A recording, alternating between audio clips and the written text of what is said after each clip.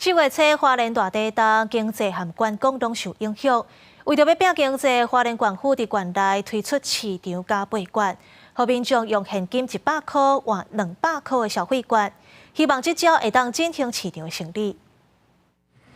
这是花莲市的中庆市场，以早伫中昼进前，人客人的到来景象已经无看，款下的花皮车也变甲真少，就连上头的风云市场也同款。地震过了后3个月过去啊，也是无法度恢复往日的盈景。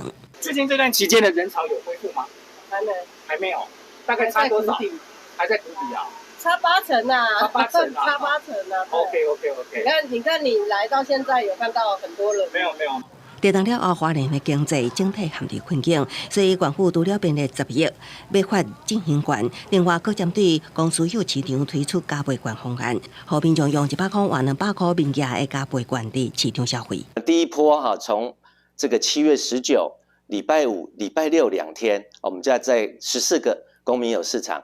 那如果你是早市的，就是8点到10点的这个时间来发券；那你如果是午市的，那就是在下午3点到5点这个时间来发券。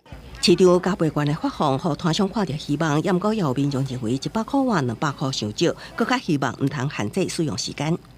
这对一般家庭应该是很有帮助的，感觉也是不错啦。问题是有人那个100块都掏不出来，哪有200块可以花？会觉得这个可以帮助你们这边增加人客，也增加收入。会啦，会啦。